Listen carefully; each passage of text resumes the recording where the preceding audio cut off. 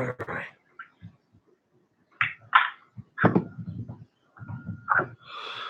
What's up, everybody? Ryan Thomas here once again, live on the Thomas Take Sports Podcast YouTube channel. Once again, I'm being joined by none other than a good buddy of mine, Samuel White, via phone. How's it going, Samuel?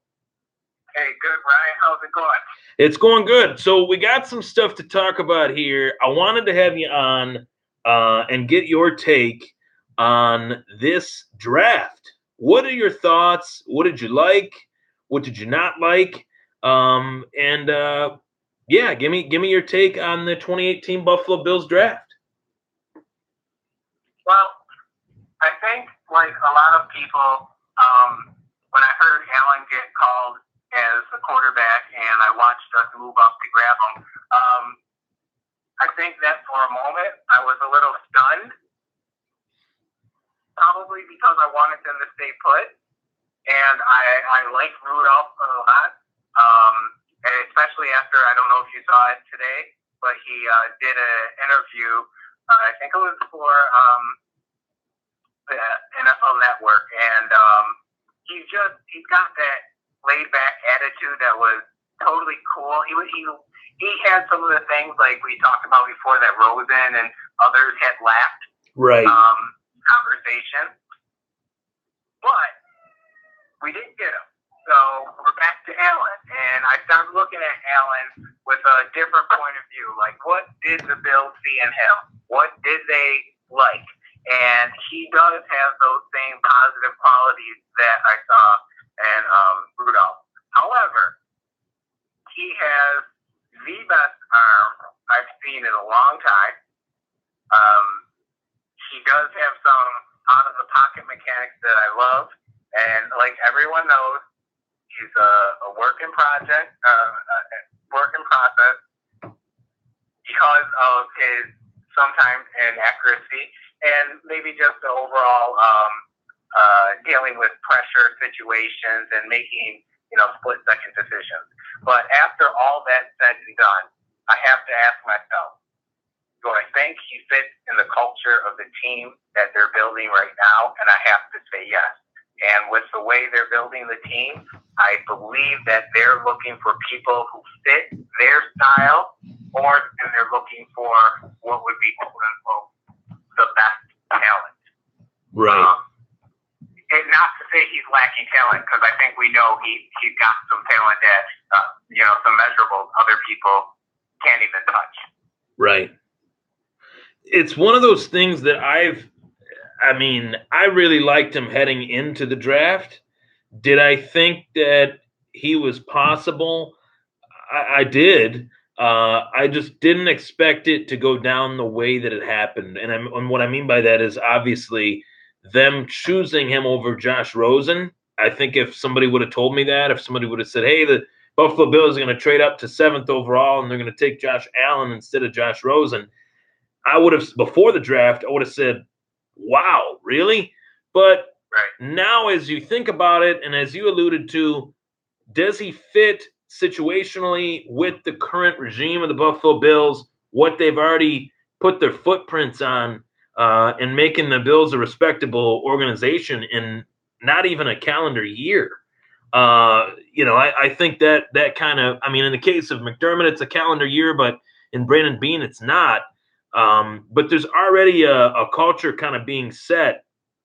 When you saw that Josh Allen was drafted and originally you were upset about it, were you upset about it in a way because you thought he was the most project guy and you thought that maybe he wouldn't start right away?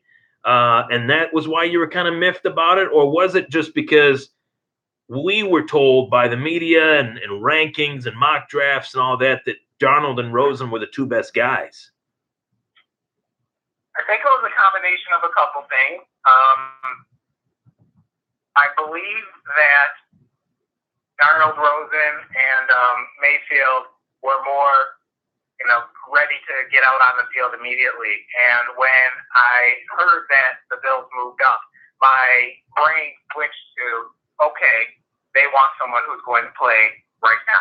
Right. Or or at least have that ability to impact right now. But when I took a step back afterwards and looked at it, I really had to recognize the fact that we are already in a great position quarterback-wise. So they were actually doing a more sensible thing by picking a quarterback who could take their time, and we wouldn't have to do anything amazing in order to get a bridge because we've already got them in place.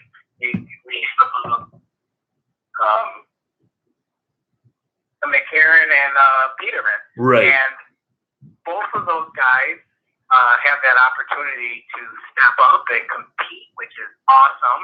And as we've talked about before, they get the ability to drive up their trade capital as the season goes on, because if a year or so goes by and then Allen's ready to go, and those two had played, whether it's preseason or back and forth during the season, or they split the season for whatever reason, as long as they played well, now we're moving up.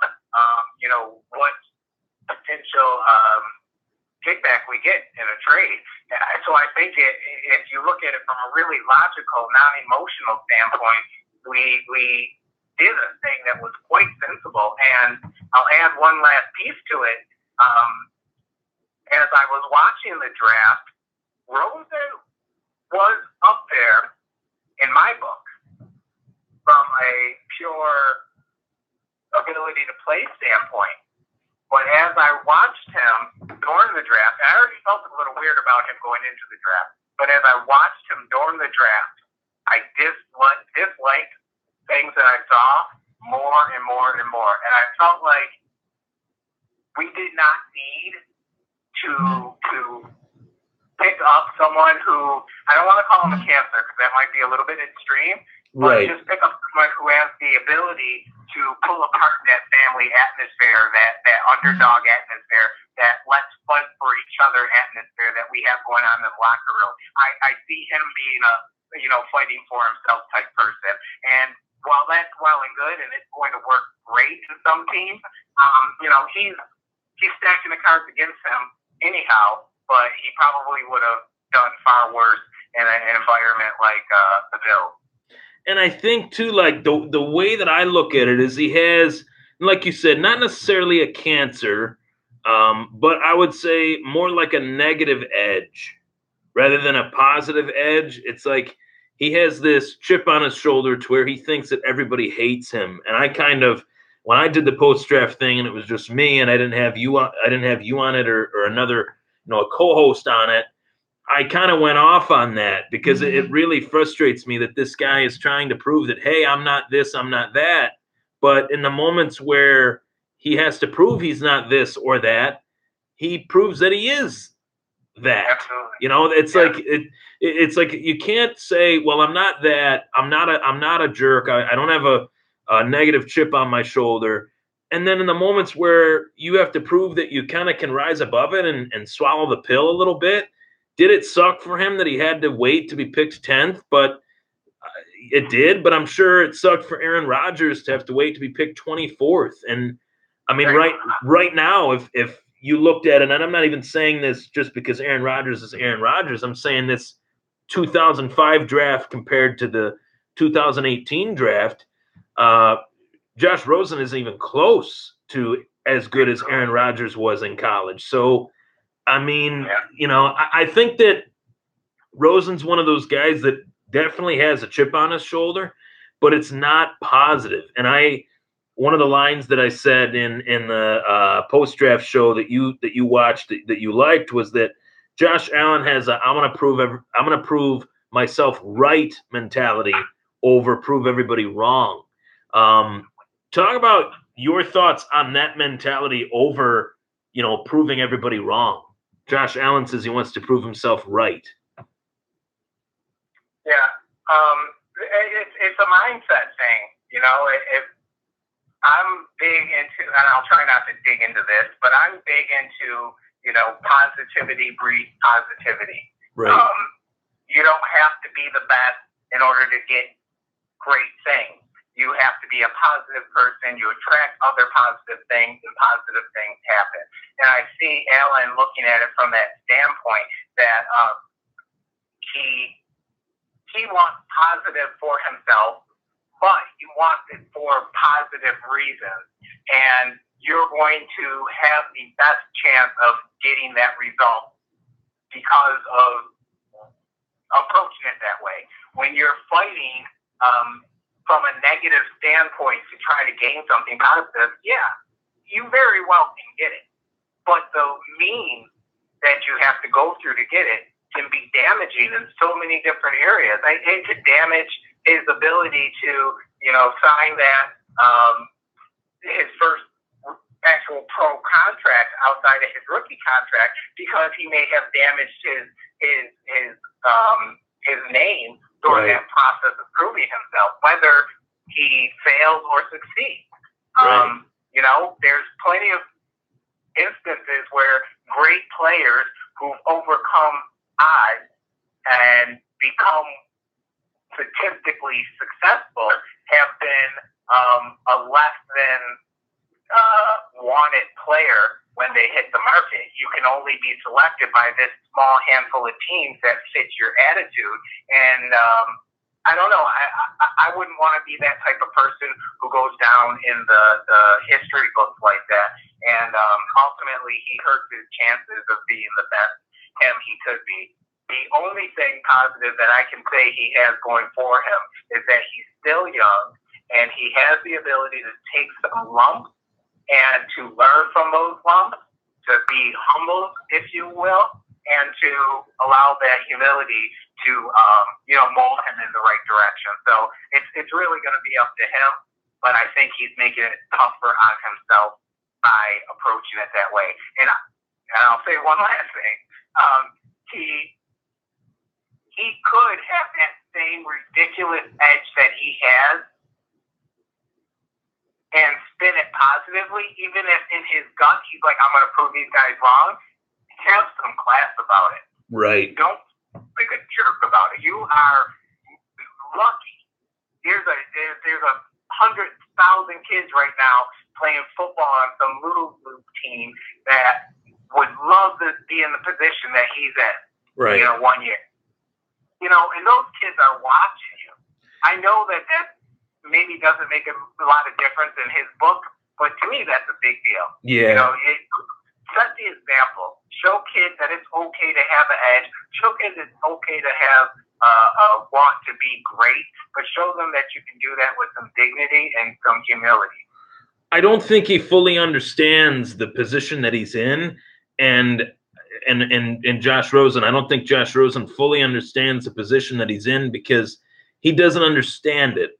He doesn't understand that the talents that he does have were God-given talents. He's blessed to have those talents. Did he work? Did he put in the effort to get to where he is today? He did.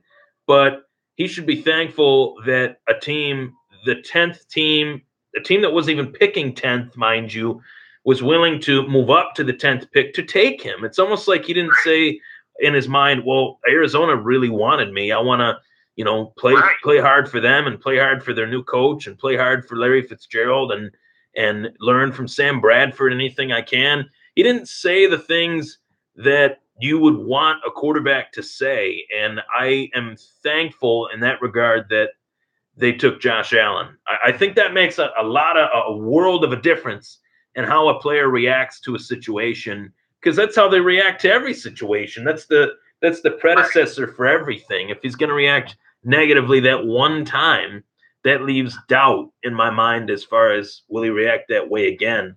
If you were to look in your crystal ball, and if you were to say Josh Allen will start over or under 5 games in 2018, what would you say? Well, I'd like to say under, because that would mean that if he played over 5 games, something went wrong. Right. And what would you say, like, something went wrong as far as, like, A.J. McCarron going down, or maybe A.J. McCarron not playing that well, or what would you say would be the reason? I don't know if fear A.J. McCarron going down necessarily. I think my biggest fear would be A.J. McCarron not panning out to be what we thought he would be, and Peterman not being ready. And I think that combination is not a high percentage combination. I just don't see both of them not being able to produce to some level that would be considered average. But we do see that as the only real potential we would see any substantial play time from Allen this year. And as far as A.J. McCarron, what is it about him that you like heading into this season? Well, it's a little bit cliche because I think everybody's said it before, but he has some experience, but he has a fire within him that's burning to prove a point.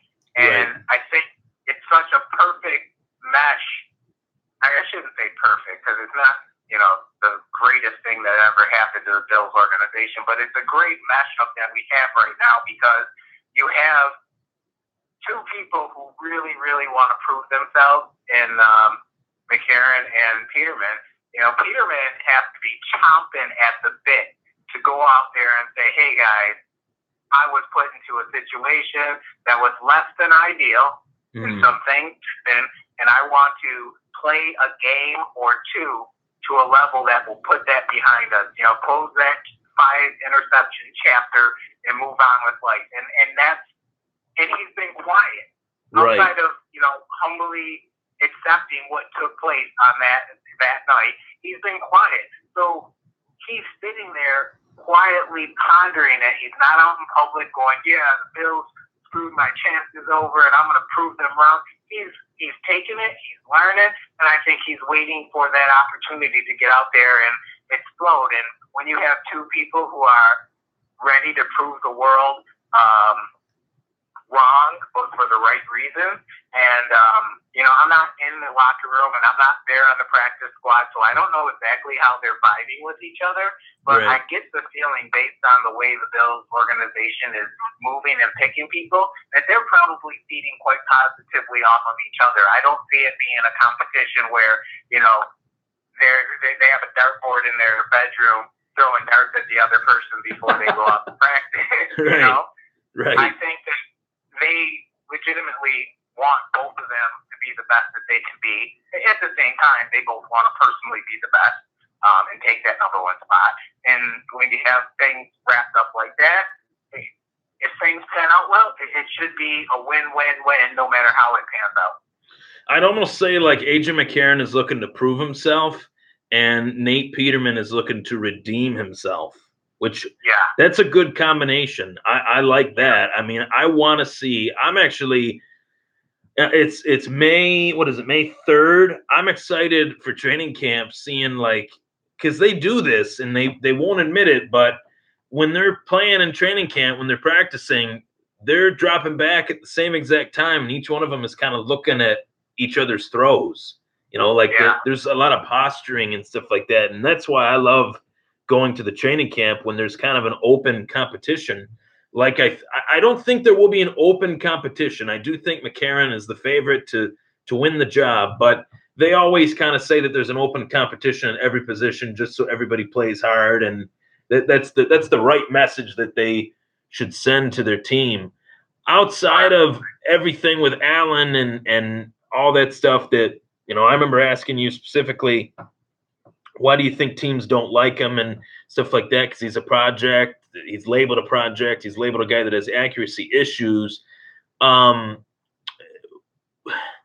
far as that goes, as far as his accuracy issues go, what would be the first thing that you would try to if you were the quarterback coach of the Buffalo Bills and you knew you had this guy that has all this ultra talent, in his repertoire, but he's got some areas that he's got to critique and kind of shift in his game. What would you try to do with him as a coach? Would you watch film with him? Would you go to the practice field? what would be your first line to Josh Allen if you were a coach? Well, one of the things that I hear a lot of people talking about is you're not going to be able to coach these couple things out of them. And then, okay, great, that's fine. Yeah, I think that laying down a rule that you can't coach anything out of anybody just because it's a difficult thing to do, it's not actually a rule. It's just there's a good possibility it would be difficult to weed out. So with that mindset, I wouldn't go into it saying, I'm here to take these three things that I want you to change, and I'm going to teach you how to fix them and never doing them again. Because that's a whole lot of pressure, especially on a young person, and you might start screwing up his thought process. So my thing would be to probably a combination of a couple of the things you mentioned, but as opposed to working on what he is horrible at, I would probably correct his thinking when it comes to making decisions in the pocket. So teach him where he's going to want to move in the pocket and when. You know, if you foresee the pressure coming from this side, here's where you're going to want to move, as opposed to just jetting right out of the pocket. Work on decision making. So that would be a combination of watching some film, maybe showing him not his mistakes, first of all, but showing him some of the people who know how to operate within the pocket that have similar skill sets to what he has. And then creating some of those practice opportunities where he's put in those situations where maybe you're disguising some blitzes, some unique blitzes, and only giving them two receivers to throw to and saying, okay, I want to see you replicate some of those decision making, in these scenarios. And then just allow him to feel confident in himself that he's not going to do anything foolish. You're not necessarily stopping him from making a mistake. You're not correcting his accuracy, but if you can put him into a position where his pinpoint accuracy is less necessary because he made the proper decisions prior to throwing the ball, is probably going to avoid some of those turnovers. And lastly, you have to realize that when you get someone like him who's kind of a Cam Newton size, maybe a Big Ben size player, right? They thrive off of big plays. And the flip side of a big play quarterback is you're going to throw some picks. You're going to have some plays that just break down and look foolish. But that's okay when you throw, 260 yards to Antonio Brown for 3 touchdowns. Who cares what else happened? Right. And they have to look at it like that. They're not going to make him Tom Brady ever. He's not going to stand back in the pocket and just West Coast pick people apart. It's not going to be like that. But as far as him being able to make better decisions, have probably marginal better completion percentage with better decision making, I think he's going to be a well-known quarterback if they're able to do it from that standpoint.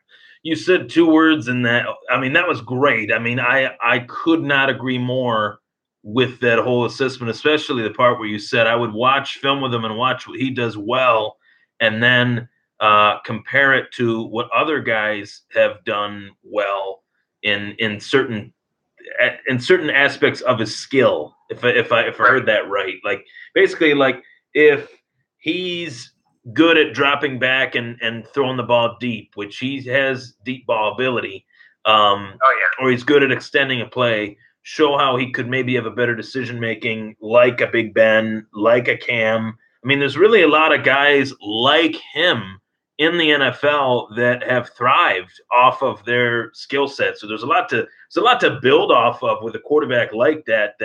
Not many people are taking that into account as to why the Bills drafted him. There's a lot to go off of. He actually has more strengths than weaknesses, and I mean that's he does have some weaknesses, but so do the other quarterbacks in the draft, and we'll get to one of them a little bit later. But yeah, I mean, I really am excited. I've already ordered my Josh Allen jersey, And Yeah, I also got my Josh Allen Wyoming T-shirt. So I'm repping him from college and the pros. How about that? that's pretty sweet. I people think I'm crazy, but I really think this was the right pick. I'm excited. As far as their second pick in the first round, give me your take on that. I got to know, what was your thoughts when they drafted Tremaine Edmonds? Okay, so when we had the pre-draft, I spoke about a linebacker who played hard 100%. I forgot who I stated he was, but I said that the thing I liked about him is that he's a hardcore rusher. He's played with a chip on his shoulder, and I don't see him out of position very often trying to force the play. But when he realizes the play's in front of him, then he attacks it. And then I said it was the wrong name. It was actually him. As soon as they picked him, I'm like, you know what? I said some other guy. But I wonder who it was that you said. I'd have to go back and listen to it. It was a guy who I think he has three names. they Oh, call him by three names. huh. But anyhow, this was the one. So when they picked Edmonds, I was ecstatic. I couldn't have asked for a better player. Now, granted, I wanted to see some more action early on with cornerbacks, given the fact that we could use a little more help in our secondary. But he's proactive.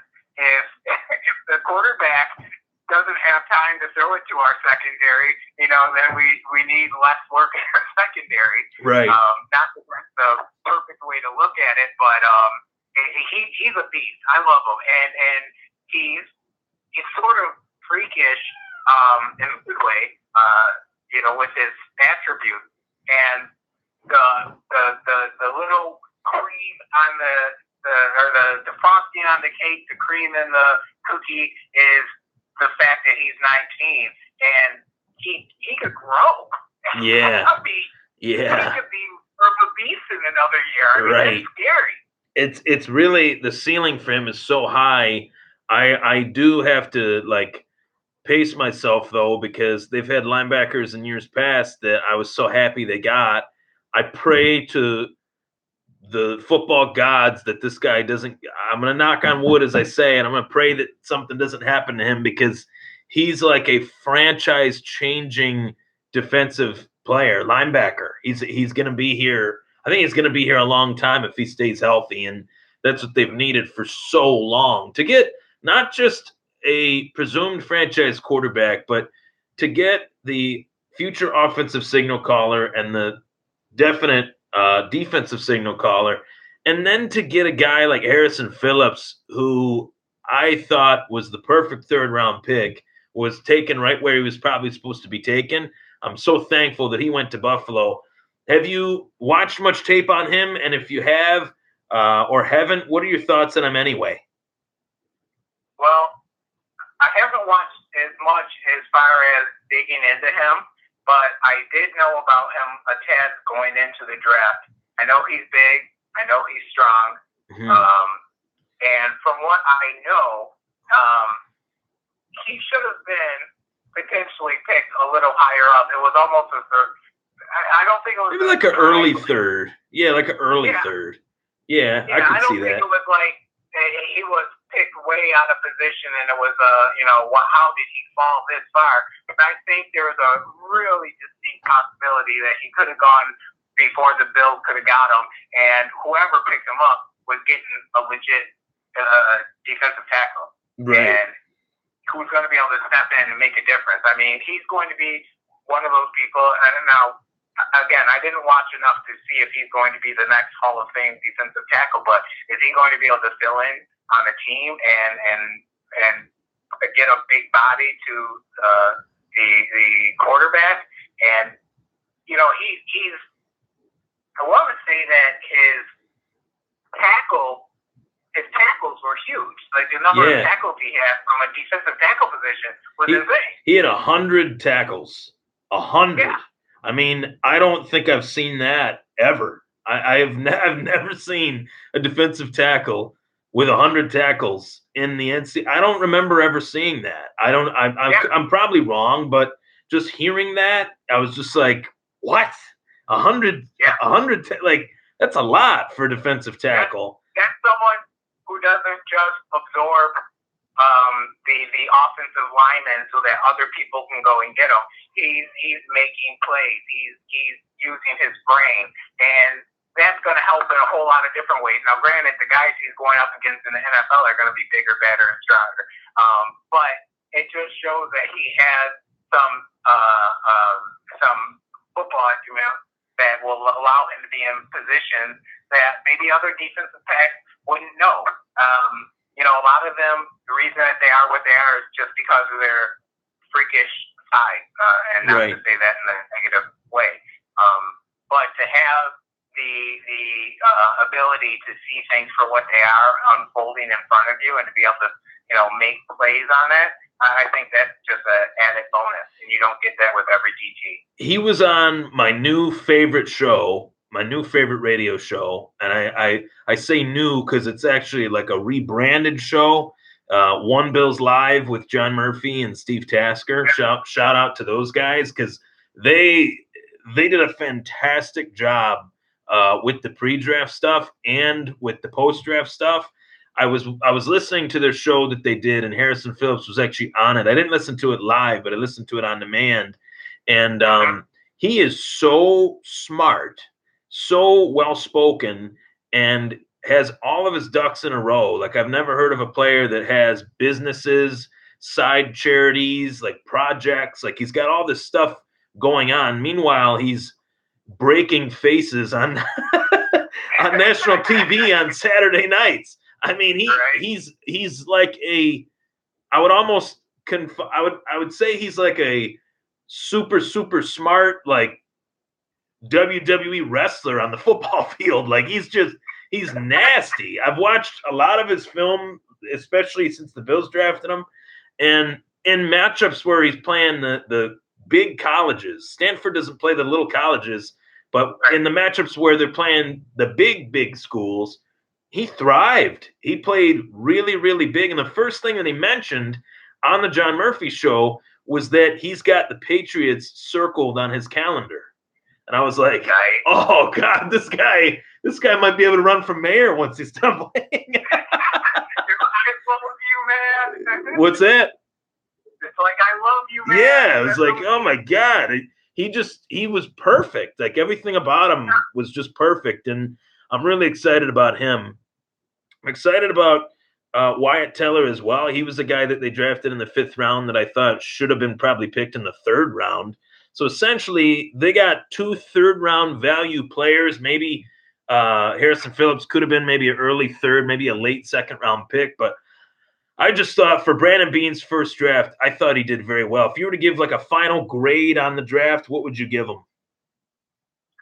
With everything said and done, I think a low mark would probably be a B+. I'm right between B+ and A. Right. I think the reason that you can't necessarily fall into the A category because there would be some question marks comparably, or when you compare our quarterback with the other one just off of sheer numbers and game ready experience, and that's fair because it's not cheapening Allen for who he is. It's just there were some people who could be put in and be contributors immediately, but I think that a B+ is super solid. I'm not disappointed with the pick that they brought in. Yeah, I would say a B+. I would say B+, B- if I was being honest. But there's been a lot of other NFL news today, and I want to get your take on this. The Atlanta Falcons signed Matt Ryan to a 5-year deal, $100 million guaranteed, 5 years, $150 million, but $100 million of it guaranteed. What was your first thought when you saw that? If I'm going to be frank about it, I was like, how old is he? That's really the first thing that I said. And then obviously, I dig into the first article, and he's 32, will be 33 in 2 weeks, I believe. Mm-hmm. I love Matt Ryan. I don't think he's necessarily fall firmly in the category of our big quarterbacks. Elite. Yeah, he's not elite. I wouldn't say he's elite. Yeah, that would be perfect. He falls short of elite, but he's proven himself in the league, so you can't really question that.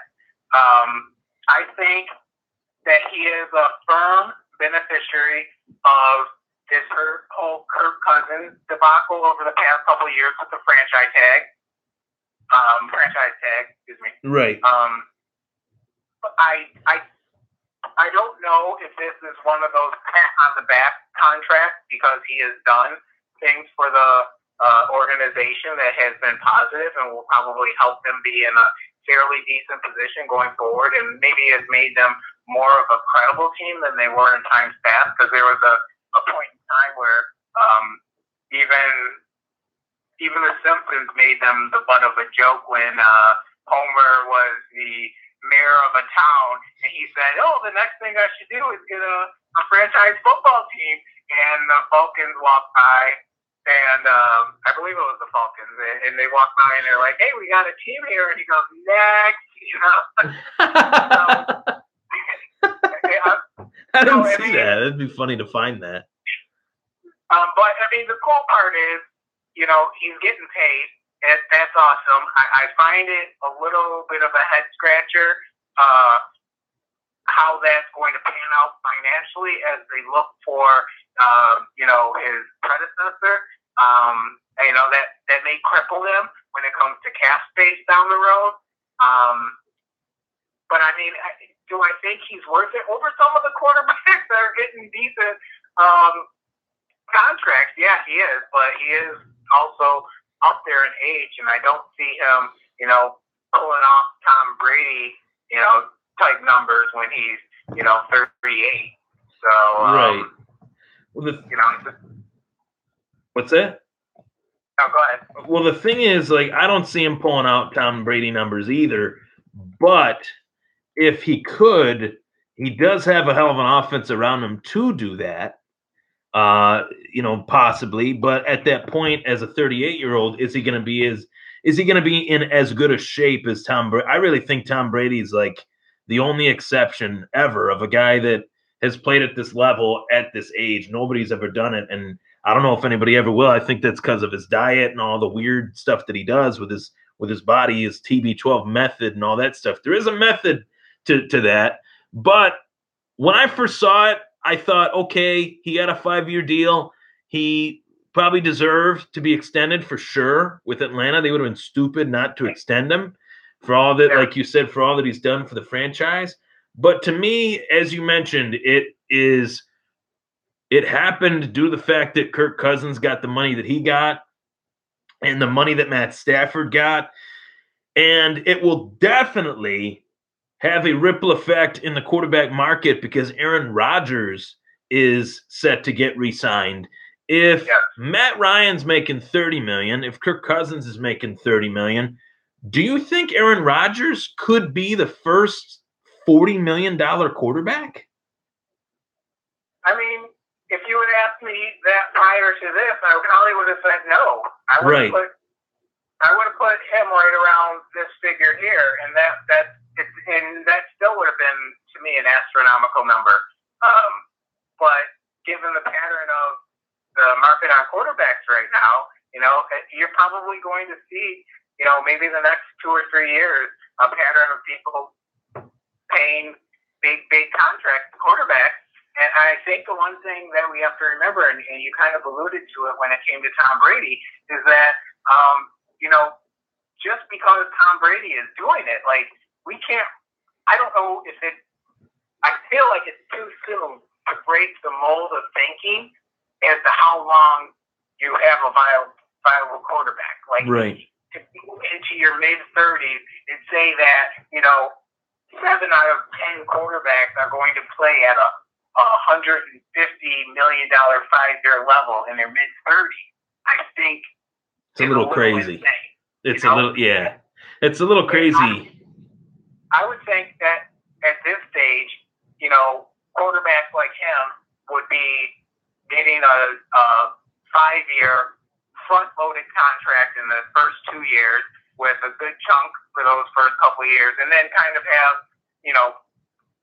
something in there that's going to require them to play to a certain level or a certain amount of games or what have you in order to continue to receive that kind of money. But to guarantee $100 million on a 33-year-old, I don't even know if I would have thought about it for Brady back then, let alone for Matt Ryan, who probably doesn't have the same focus on his health as Brady did. Right.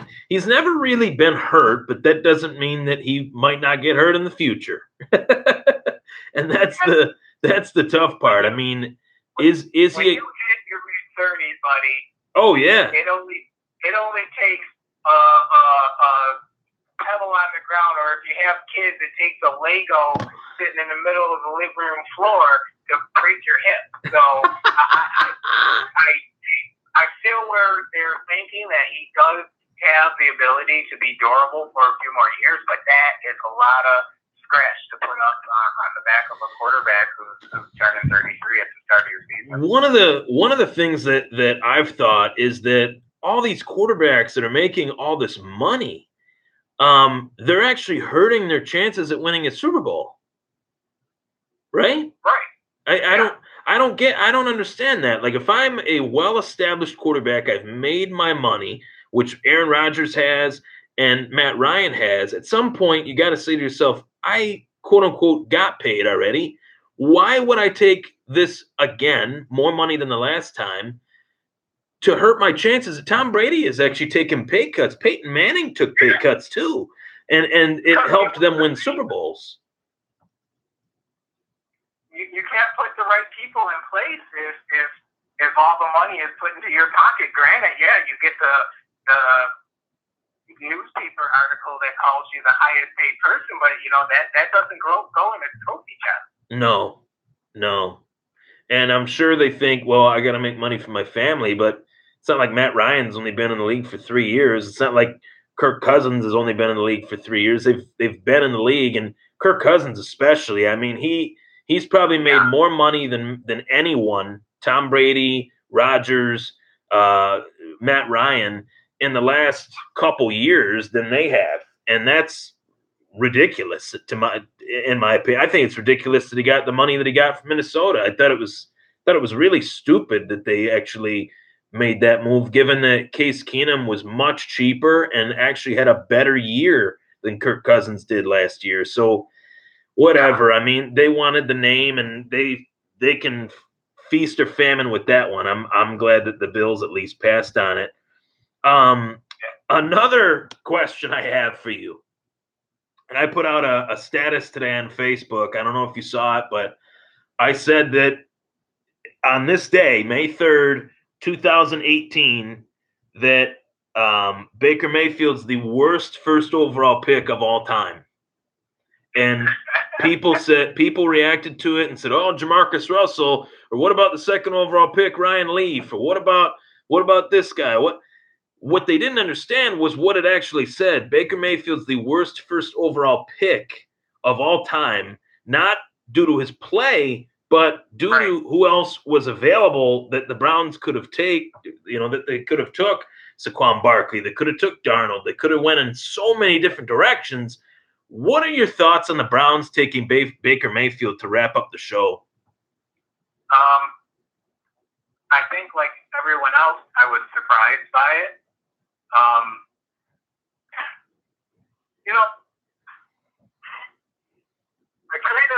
I kind of thought that Mayfield and Darnold probably both fell into kind of the same category for me. The difference is that I feel like Darnold has a better head on his shoulders, and that there wasn't as many potential issues down the road with Darnold than there would be with Mayfield. Right. I like Mayfield, but I feel like he might be.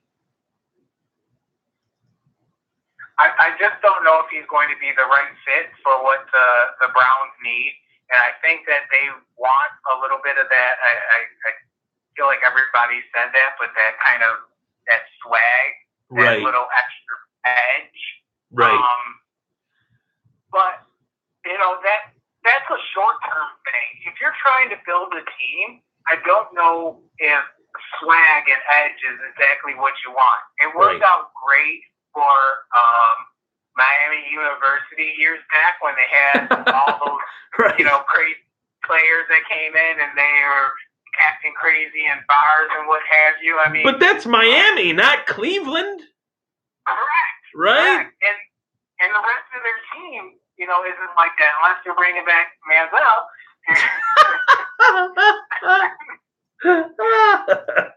I mean, it just like you said, they're trying to make this team like Miami Vice or like some sort of. I think it's gonna fail. People say, well, let the guy play it down. I don't really have to when he's just not it. It's just I don't think like his college game was fantastic. He had a great college career, and I don't want to take that away from him. He won the Heisman, but I looked today at the list of people that have won the Heisman and what they've done in their NFL career, and they've fallen short the majority of the time. At least half have been quote unquote busts or haven't worked out. You can point to a lot of different reasons for that, whether it's coaching or not being developed properly or whatever reasons for that. But I'm just not seeing it as to if I was the GM of the Browns, that's the guy I take with the first pick in the draft. I'm just not seeing it. I agree with you about the Heisman because when I was younger, when Heisman started to become a really just a massive deal. That was back when, who was it? I want to say it was Rocket Ishmael kept on doing the Heisman pose in the end zone when he scored in college and that. And, it started to become a really big deal. But you started to notice after a while, there was no direct correlation with winning the Heisman and being the next big player and every single time. Right. So that didn't necessarily pan out. But one of the things I did want to mention that I thought about Mayfield was when the Browns had and have had so many picks over the past few years. I don't know if he's the guy I want to kind of capitalize and move up to the next level. Mayfield is a pick where if I had a team that maybe just needed a spark, he might be a guy I insert in there and just say, hey, this is, he's one person. If he doesn't work out, we'll move him out and we can just put someone else back in this position. But you have had unheard of investment in your team as far as the pick that you've had over the past few years. That's all they've done is get picks. I mean, really. Yeah. Why put this up to a big question mark? You want to start going, all right, let's figure out what we need to congeal this group of, great people. Maybe don't have a common thread currently, but who's that guy who I can give him that common thread? Who's that leader who's going to help pull the best out of all these great people that we have around here? And I don't want someone who has the potential of being the exact opposite and maybe being enough of a distraction that other people start worrying about themselves in their career, whether it be on the Browns or post the Browns, as opposed to thinking about the here and now. And that's important. But it doesn't seem like the Browns are necessarily using that ideology of let's build a team based off of this premise. They're just putting a bunch of players that have talent into a team, or this bucket they call a team, and they're shaking it up and they're saying, all right, let's get a champion out of it. Let's get a championship. And it could work. It absolutely could. Like I said, with Miami U, they took risk after risk after risk, and they came out with a team that was just so brutal and beat the brakes off of everybody body they play, but that doesn't happen every day. No. And I mean, some guy wrote, he said, well, you wouldn't be saying the same thing if they took Josh Allen. And I said, you're right. I wouldn't. And you know why? You know why I wouldn't be saying the same thing? It's because Josh Allen's 6'5", 240 pounds, and played in rain, sleet, snow that Baker Mayfield never played in. What has Baker Mayfield done in his college career to say that he could win in Cleveland? I just don't. Nothing. And even when he was successful, there was never a moment where I thought, man, if he went to Cleveland, he'd really turn them around. It never crossed my mind, because I don't think, if I'm using the first overall pick on a quarterback, which I wouldn't have if I was Cleveland, I would have took Barkley. I would take a quarterback that I think gives me the best chance to play him week one. And that's not even Baker Mayfield. Granted, that might not be any of them, but I would have took Darnold if I would have had any quarterback, choice. I would have took Darnold. He was my he was my number one quarterback in the draft class. If I wanted a guy that was a project that I could experiment with, I would have took Allen. If I wanted a guy that was 6'0" that brought media attention to my team, I would just sign Johnny Manziel out of free agency rather than taking Baker Mayfield. I mean, I know they make the Mayfield Manziel comparisons a lot, and sometimes it's a little bit annoying, but at the same time, there's plenty of reason to do that, because both of them have footage of being tackled by cops.